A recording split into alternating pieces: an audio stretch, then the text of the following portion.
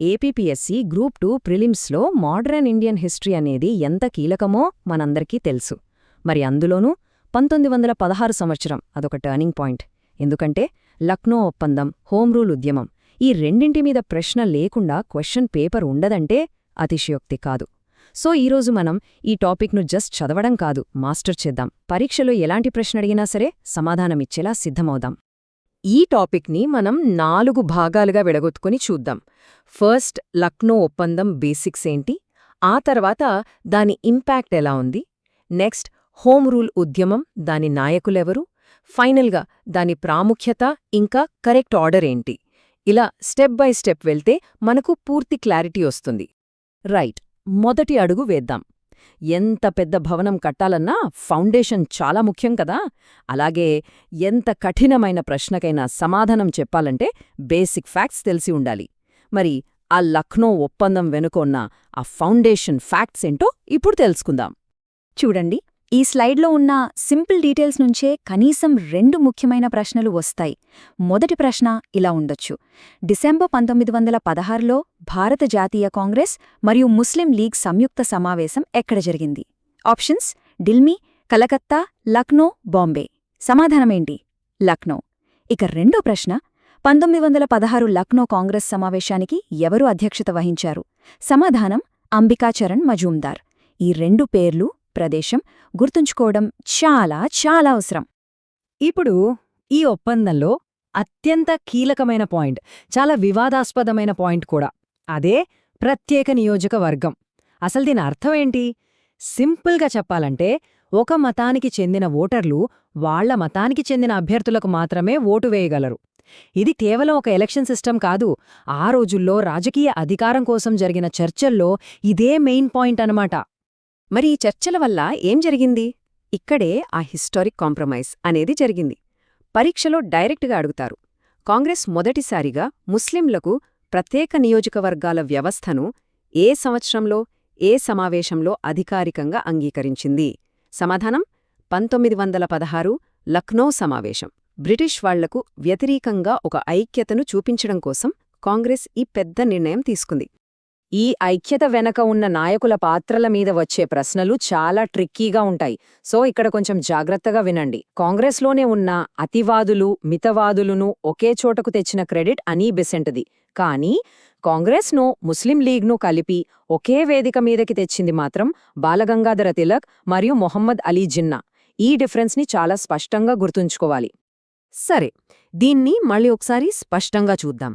ప్రశ్న: అతివాదులు మరియు మితవాదుల మధ్య సయోధ్యకు ముఖ్య శిల్పి ఎవరు? సమాధానం: అని బిసెంట్.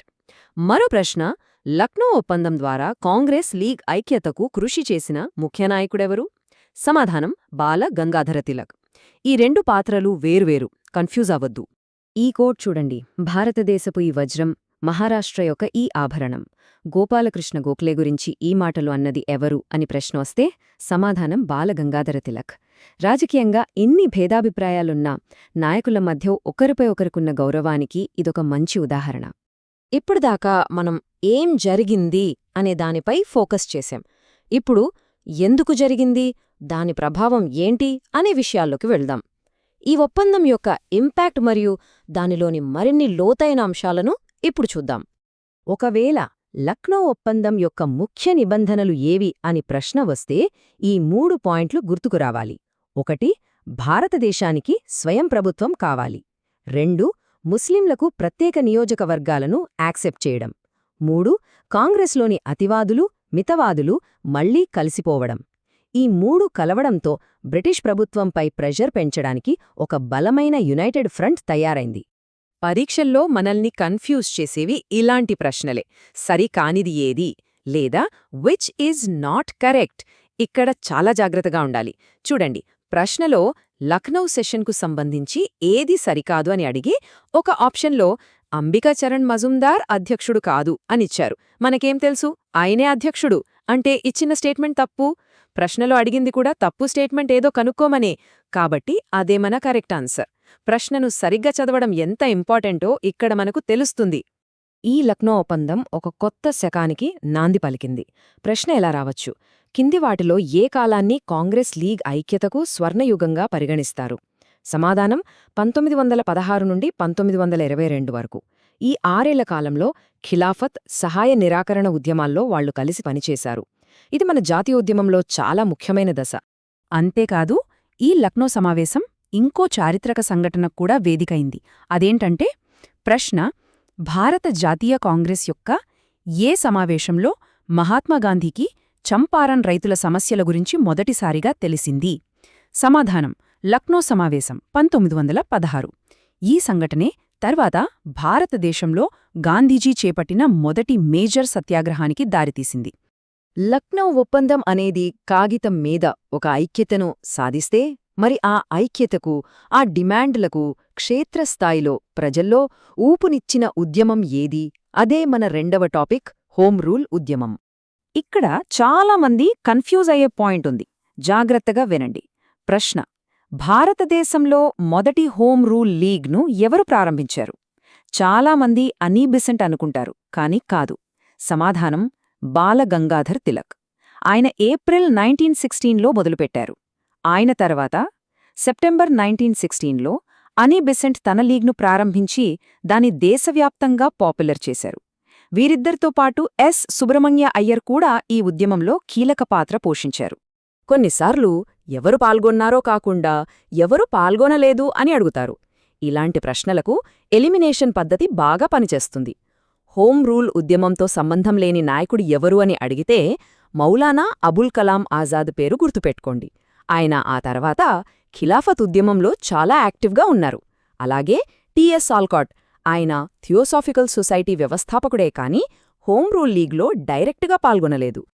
అనీ బెసెంట్ గురించి మనకు ఒకేసారి 4 విషయాలు గుర్తుకురావాలి. 1. ఆమె హోం రూల్ ఉద్యమ నాయకురాలు. 2. భారత జాతీయ కాంగ్రెస్కు అధ్యక్షురాలైన మొదటి మహిళ. 3. ఆమె ఫ్యాబియన్ సోషలిజం యొక్క ప్రతిపాదకురాలు. 4. ఆమె నడిపిన వార్తాపత్రికలు న్యూ ఇండియా మరియు కామన్వెల్త్. ఈ 4 పాయింట్ల మీద వేర్వేరు ప్రశ్నలొచ్చే అవకాశం ఉంది. ఇక్కడ మరో కన్ఫ్యూజింగ్ ప్రశ్న చూడండి. హోం రూల్ లీగ్ గురించి ఏది సరికాదు అనే ప్రశ్నలో కొన్నిసార్లు తిలక్ బెసెంట్ మధ్య విభేదాలున్నాయి కాబట్టి 2 లీగ్లు సరిగ్గా పనిచేయలేదు లాంటి స్టేట్మెంట్ ఇస్తారు. కాని వాస్తవమేంటంటే వాళ్ళిద్దరి మధ్య కొన్ని భేదాభిప్రాయాలు ఉన్నా గొడవలు రాకుండా ఉండేందుకు వాళ్ల పని ప్రాంతాలను పంచుకున్నారు. సో 2 లీగ్లు ఒకేసారి తమ పని తాము చేసుకుంటూ వెళ్లాయి. కొన్నిసార్లు ప్రశ్నలు కొంచెం తప్పుగా ఉన్నా మనం గుర్తుంచుకోవాల్సిన అసలు విషయం 2 లీగ్లు ఏకకాలంలో ఉనికిలో ఉన్నాయి. సరే, ఇప్పుడు మనం మన చివరి విభాగానికి వచ్చేశాం. ఈ హోం రూల్ ఉద్యమం యొక్క ప్రాముఖ్యత ఏంటి, దాన్ని హిస్టరీ టైమ్లైన్లో ఎక్కడ పెట్టాలి అనే విషయాలను చూద్దాం. ప్రశ్న: మొదటి ప్రపంచ యుద్ధ సమయంలో భారతదేశంలో బాగా పాపులర్ అయిన ఉద్యమం ఏది? సమాధానం: హోం రూల్ ఉద్యమం. మరి దీన్ని ఒక కొత్త దశ అని ఎందుకంటారంటే, అంతకుముందు వినతులు, విజ్ఞప్తులతో నడిచిన రాజకీయాల స్థానంలో దేశం ముందు స్వయం ప్రభుత్వం అనే ఒక క్లియర్ కట్ టార్గెట్ను పెట్టింది.